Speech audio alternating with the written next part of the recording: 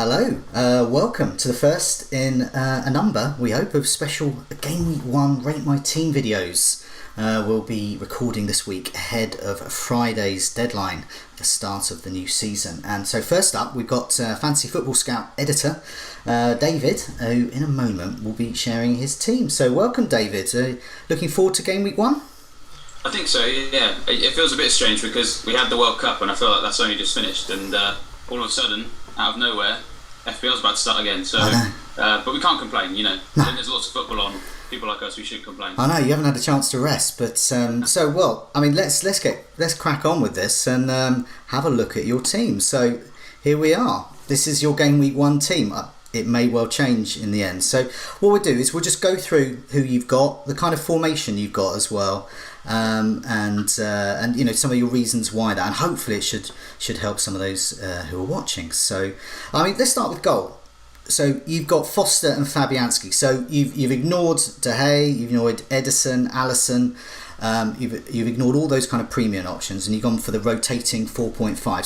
So why have you done that? And also, why have you picked Fabianski and Foster? Yeah, those premium names you mentioned, I did toy with them at the start of having a look at my team, and Ederson I had some decent thoughts about, but in the end I was finding myself just needed that little bit of extra money elsewhere. It's the usual reason, isn't it, really, for pairing up two 4.5s? It's just to save some money elsewhere. So that's why I've gone with the 4.5s. Salah's more expensive, and there's a few expensive strikers, as you can see in my team. I wanted to have Aubameyang and Aguero, which I might struggle to do. So just generally, I wanted to save some money there with the two 4.5s. That's why I've gone for those two in particular. You'll definitely know the merits of Fabianski. He's a save machine, and while West Ham's fixtures aren't particularly great, that doesn't tend to matter for Fabianski. I feel like even if I was going to play him in some tough fixtures, I'd probably still get some save points out of him. But I've paired him with Foster because their fixtures rotate very nicely with each other. So with those two particular players, so the first 6 game weeks, I can have Brighton at home with Foster, then Bournemouth at home with Fabianski, then Palace at home with Foster, Wolves at home with Fabianski, Everton away with Fabianski, and then Fulham away with Foster, avoiding some tricky fixtures in there. So there's not too many goalkeepers that rotate that well with Fabianski, and I think Foster's probably got the best fixtures that just pair with him. Yeah, no, I think, these are the two goalkeepers I've gone for, and I've also obviously gone for the 4.5 rotation. It's something I've done every season. I just think there's more value. Goalkeepers, basically, they save. Increasingly, in recent years, they've been getting bonus as well, the likes of Pope, for example. But I've gone for these two, exactly the same reasons you, really. There's awesome rotation there. And just to get Fabianski, just so people can remember, so last season, minutes per save, we had Butland at the top, so he's not, currently not in the Premier League. A save every 21 minutes. So Fabianski every 24 minutes, he's second there. So I think you're getting good value there. Foster's not, he's not up there amongst the elites in terms of saves. He's in a new club though, and Fabianski's in a new club as well. So Foster, he's got a save every 33 minutes, so not as strong, but I think he's possibly got more chance of clean sheets with his new clubs. Certainly he did with West Brom, who were, let's face it, pretty awful. So yeah, let's move into defence now. So now you've got a nice mixture here. You've got some very cheap, some who the hell, and also you've got some very expensive ones as well. So what's your rationale here with your defence, if you take us through that, and any kind of key stats or key info about some of these players you picked? Yeah, I have to say, when I was picking my defence, I was so gutted that I couldn't have more Crystal Palace defenders in there, which some people might think is a bit mad, but when you get down to it, there's some really good options there, and as you can see, I've got 2 of them in my team right now. The main reason I went to Palace was because their fixtures were really great at the start of the season, but also they, in the last 9 game weeks of last season, the only team that kept more clean sheets than them was Liverpool. So there's a lot of potential there, and that basically they started getting very good at clean sheets, collecting those when Tompkins and Sakho came back together, and obviously they look like they're going to be the centre-back pairing for the start of the season. I think there's a lot of potential there. Just to go through those fixtures, away at Fulham, home against Liverpool, away at Watford, home against Southampton, away at Huddersfield, home against Newcastle.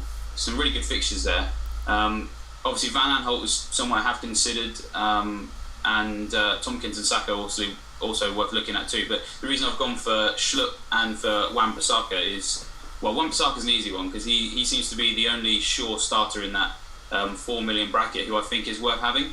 Do you think he is a Cardiff? And I'm just not so sure about. I just don't really want to cover Cardiff, basically. Yeah, no, I just wonder with Wan-Bissaka whether you are, because a lot of people would be looking at that, looking for a 4 million sure starter. Is he a sure starter, or do you think he's going to rotate with Ward, or do you think Ward could indeed be the main man there? You seem convinced that Wan-Bissaka's got it over Ward. Okay. Well, he's basically started. I think it's 5 of their pre-season games now, and the ones that he hasn't started have been where the second team sort of played. So Ward has basically played with the second string side. The back four of Van Aanholt, Tompkins, Sacco, and Wan-Bissaka has started together either 4 or 5 times. So basically, in the majority of their pre-season games, and it looks very clear that Wan-Bissaka is going to be the starter. I mean, Ward has come on for him a few times, but that's when he has come on for him. It's been on 65 minutes, 70 minutes, and basically Wan-Bissaka has been given a clear run in most of those games. So based on what we're seeing from pre-season, he looks fairly assured of a start. So bearing in mind he plays for a team that I want to cover defensively, it's a bit of a no-brainer to get him. I'm going to get any 4 million. I wonder why you didn't go for a popular option is Tompkins in that 4.5 role. So I mean, looking at the last season in terms of shots in the box, I was quite amazed when I look at Tompkins' shots. So you've got Benteke at the top. Obviously, he's the man. They've got lots of shots in the box, virtually all off target, but nevertheless. And then you've got Zaha second. Zaha's on 51 shots in the box over the season. And then you've got likes of MacArthur, Loftus-Cheek, Townsend, then Tompkins. So Tompkins is up there with their kind of midfielders, and he's a half as good as a striker. So I just wonder, he looks like he's got some goals in him. But Schlupp, you think, is it chances created? You think assists? What is it that Schlupp's going to give you? So I mean, all of the reasons you talked about Tompkins there is exactly why I would love to just have him as well. But the reason I've gone with Schlupp is just because of his positioning. So he's started 4 matches in pre-season on the left of midfield and scored 2 goals as well. And I know you can't always, you sometimes have to take pre-season with a pinch of salt in terms of returns, but it's just that position. I think that Palace are going to be a team who are going to score lots of goals this year. And if Schlupp is going to be in that area of the pitch more often, then it's just the out of position angle for me. I mean, yeah, Tompkins is a good option. I might switch to him if I generally like to be led by numbers. So if on like Thursday or Friday morning I have another look at those Tompkins figures and just go with him instead, then that may happen. But I'm quite tempted by just this possibility that Schlupp could be a bit of an out of position defender for 4-5. I just quite like that potential, really. No, it makes sense. Now you got Wolves guy Doherty. How much is he? Just remind us how much he is, and why is he there as well? 4-5. Yeah. So why him over some of the other Wolves defenders? Well, I've gone with him just because again it's positional. He plays in the midfield in the 3-4-3 system that Wolves have. And his output wasn't quite as good as Douglas was last year, but he's definitely the more kind of attacking defender that they've got. And he's the same price as the rest of them. Like Douglas was 5 million, for example, whereas Doherty can provide. I mean, it seems to me that he could provide a similar potential to Douglas, but just for a little bit cheaper. I mean, he's one of the ones I'm not too sure on. I mean, I've just got this sneaky feeling that Wolves will be one of these teams that will kind of buck the trend in terms of newly promoted teams being worked. Like normally we don't tend to look at them too seriously. I just feel like they could buck that trend, and at 4-5 for some potential attacking returns. It's not one I'm 100% certain on, but he's just there because I feel like he could be worth having. Okay.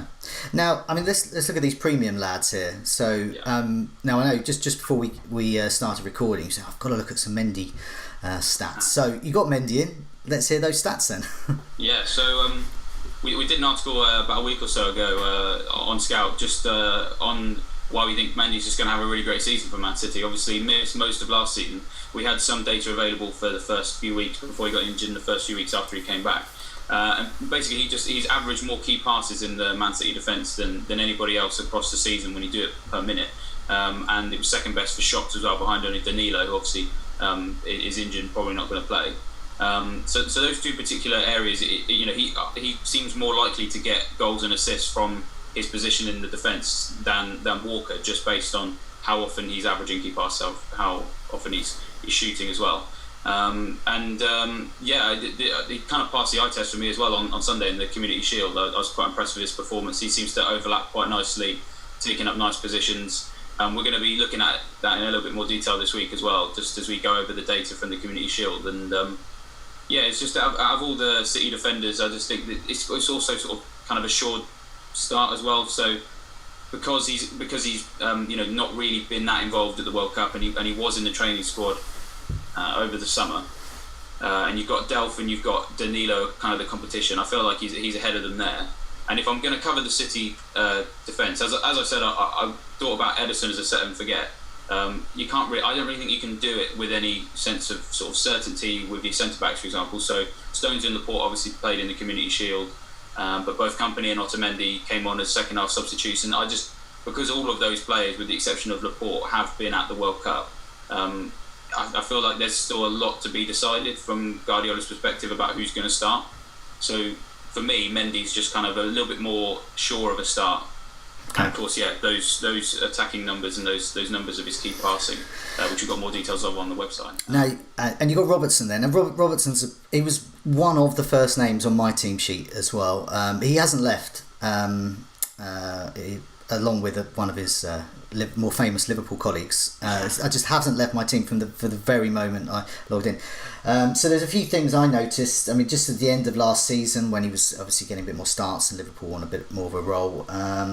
So minutes per baseline bonus, I like this one. He's 4.1, so he's getting a baseline bonus. These are baseline bonuses, as you know, but some of the viewers might not, is when you strip out goals and assists and clean sheets, it's what you're left with. So it's kind of what they basically do on the pitch, and all of this adds up to the chance of them getting bonus points. And he is absolutely brilliant amongst all defenders, that is. So that's the best out of all starting defenders in the last 4 game weeks of last season. So I'm hoping he can continue that as well, because that's what you want. You want a clean sheet and 2 or 3 bonus. Fantastic. He had a great final game week. I'm not too swayed by the just one game week, but I think towards the end of last season he showed his promise. I mean, is that the kind of thing you've been looking at as well with Robertson? That attacking edge, bonus potential, clean sheets, kind of the full works? Yeah, absolutely. I mean, he kind of just feels like the full package. Like, if you're looking for a premium defender, he just gives you everything that you need. He seems to be fairly sure of that start because his competition is Moreno. As you say, he's very attacking, gets goals and assists. His bonus potential is great as well. He was the first defender I stuck in as well, and yeah, he's the only one who hasn't left at any point over the summer. I sort of toyed with the idea of Van Dijk. But it's just there's just more of the complete package of Robertson, as you say. I'll be moving on to midfield there. So I'm not even going to talk about Salah. It's obvious why he's there, and it's obvious why you got a little C for captain on him. So course, yeah. I don't think anyone's really going to learn anything new. Salah's great. Have him in your team, or maybe don't if you feel a bit reckless. But let's have a look at some of these other names as well, because a lot of people are looking at this kind of 6.5, 7.57 mark. You know, you've got 3 options in here. So you've got Richarlison, so you're thinking he's going to do well at Everton. You've got Mkhitaryan at Arsenal. Bad fixtures to start, but could be worth something there. Bernardo Silva as well. So I mean, just before you tell us about them, so I was having a look at the press conference from yesterday's Community Shield, and there was something that really caught my eye, and I wasn't considering Bernardo Silva until Pep Guardiola said this: the performance of Bernardo Silva was a masterpiece. Everybody knows the wingers want to compete right now. It is Bernardo and 10 players more right now. Wow. But in 11 months it depends on what they show me on the pitch. So he's basically saying, until it proves otherwise, which it may well do, but for the first few game weeks, it looks like this lad's nailed on. I mean, is that why he's in your team? That is almost exactly the same reason as to why he's in my team. I actually had Mahrez until that press conference. I mean, it's not that Mahrez disappointed me as such, but it's just Bernardo Silva. You can say 1.5 million, and he's clearly the best player. When you get the way that Pep Guardiola is with his rotation, the second he says, like, this guy is a guy who's basically nailed on, then you get him, because that's what you need. I mean, we look at City's fixtures and we know that you're going to need at least one City attacker, and if you can get that guy for 7.5 million, and he's in good form as well, let's not forget that. I mean, he's obviously got the assists for Aguero's second goal in the Community Shield. In their pre-season campaign, he's their top goal scorer and their top assister, so 2 goals and 2 assists. So he's on form, he's fit. He looks nailed on. City's fixtures are great. He's a good price. Like, why not get him? So, and Mkhitaryan as well. Now, one of the big issues about Mkhitaryan is I'm not doubting 7 million is great value for a top side like Arsenal. We assume they're going to be a top side this season. But it's those opening fixtures. Now, why have you gone for him this early? Is it because you think you're going to get him game week 3, so why not just go for him now? Yeah, I mean, that's the thing. I mean, we actually talked a couple of weeks ago, didn't we, when we looked at the fixtures, that while those fixtures are difficult on paper, I think that they're not as difficult as perhaps maybe they look. City obviously were very good in the Community Shield, and if they kept a clean sheet against Arsenal, no one's going to be surprised. But Chelsea, they looked really poor, and I think that it's entirely plausible that Arsenal could score against them. It's a case of I'm happy to ride those two fixtures with the outside hope that there may be some involvements. So you've got, Game week 3 looks a lot stronger, doesn't it? I mean, that takes us into your forward lineup, and you've got Lacazette as well. So, convinced. I got this sneaky feeling. I mean, it's something I can't quite quantify about Arsenal. I just have this sneaky feeling that this sort of new look that they've got and this new kind of. It's not even a massive personnel change. It's more just a kind of like a fresh start, and I just feel like that they can do it. I mean, I wanted to have Aubameyang, and I did actually have Aubameyang until 5 p.m. yesterday. Aguero's performance just kind of made me. I got that age-old Aguero fear of, can I really go into game week 1 without Aguero if he's playing like this? But obviously, the Pep rotation still sort of worries me. So the most likely change, to be honest, between now and the end of the week is for me to get Aubameyang back and take Aguero out. Yeah, I just have this feeling about Arsenal. I think that's been a big looking at the various forums and on Twitter, etc. The big decision really is having a premium forward, and if so, which one? And Aubameyang has looked good towards the end of last season, but Aguero, he showed what everyone. You saw his ownership just rocketed after the Community Shield. He was in my team before, so I'm a hipster, got him in before. But mainly because I just didn't think he would be rotated that much, and Pep Guardiola had suggested that some kind of 3-5-2 might be utilised. So I just thought, at least during part of the match, Aguero's going to get substantial minutes. I just don't think he's going to be rotated as much. He just seems more, I don't know, just more vital to them this season. I think Jesus. I think we might have overdid it a little bit last season. I don't think Aguero was actually rotated as much as we perhaps think he was. Yeah. A fit Aguero, he's hard to turn down. So, I mean, just finally on your forward line, you've got Arnautovic as well. So you've gone for him as opposed to, say, Zaha or Josh King, for example, at 6'5", or Chris Wood, another as well. So you've got a whole bunch of these other strikers that are all very similarly priced. What's your thoughts about Arnie? Why him? Yeah, so interestingly enough, actually, Zaha was in my team before I pulled in Aguero. I did a little bit of surgery to get him in, and initially, my forward line was Aubameyang, Zaha, and Arnautovic because, there's a few people in that price category that I like the look of. With Arnautovic, I just feel like, with slightly less uncertainty about his future, I just feel like that's sort of like more something that sort of I can rely on for now. He's played up front largely in pre-season, whereas Zaha hasn't always played. I think he's played up front once, and has mostly played in wide areas outside of that with Sorloth mostly leading the line. Obviously Benteke's back now and he's done the same. West Ham fixtures are tricky, but Arnautovic strikes me as the kind of player who can sort of rise to the occasion as he did last season. Josh King is in my thinking. He's someone who could make an 11th hour appearance in my team on Friday because good fixtures, good form for him, and he seems to be sort of quite nailed on to start for Bournemouth. Burnley, I'm not so sure on. I mean, I like the idea of Chris Wood, and their fixtures are good. But they've obviously kind of started slightly earlier than a few other teams, and whilst most of their injuries are kind of like at the back, like obviously their goalkeeper situation is not great. I just I don't know. I've just got this little worry about Burnley that with their other commitments, be more rotation. For example, so I mean they've got Vokes, Barnes, and Woods, who right now, based on their pre-season minutes, I couldn't tell you who out of the three of them were nailed on to definitely start every week. Well, I think that's an important point. I mean, it's what's the first rule of FPL? There's so many first rules, but one probably is pick a nailed on player.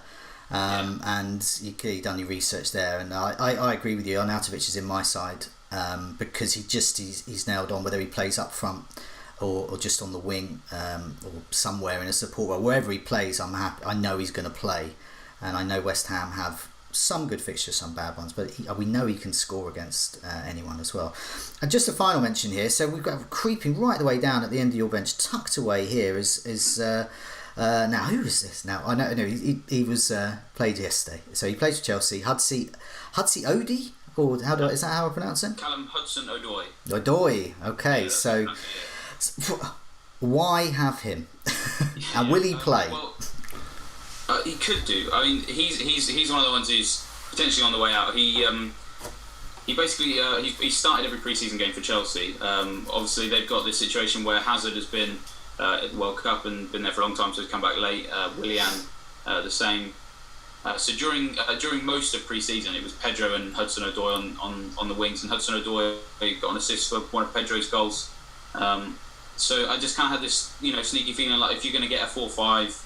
If they're starting on the wing of a team like Chelsea, then go for it. Then watching on Sunday, it kind of became a little bit more clear that maybe Chelsea aren't worth investing as much as we thought. Obviously, Willian came back in that match, and Hazard, I think, is now back in training as of today, actually. So because there was uncertainty over who else could challenge Hudson-Odoi and Pedro for a spot on the wings, that's why I stuck him in.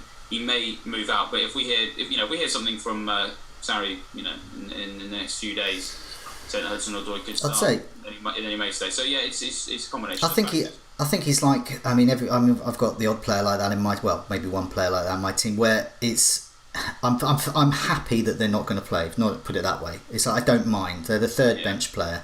If you're convinced with Wan-Bissaka is going to start, then that's a great team. But if you think there's some element of doubt there, then that means you've probably got two non-players. But as you said, you seem pretty convinced. I mean, you've certainly convinced me, and he's someone I've been looking at, because if you can get that nailed on 4 million defender, and to be honest, there's usually only one at any given time. If you get them, it's brilliant. You just got to get them, because it frees up so much money, and you're going to get at least 2 points out of them, which is pretty much what you want on the bench. I like that team. So yeah, be interested to hear what other people think as well. But thanks for joining me, Dave. Thanks for sharing those thoughts. I hope it doesn't change too much. I think that's quite a good team for game week 1 and the start of the season. So just to explain a bit more, we've got some of these videos coming out all this week. We've got a Scoutcast as well this week. That should be a big one. Lots of us there chatting about some of the issues we've been talking about here. So lots of videos coming out this week. David, good luck, and thanks for coming. Thanks very much.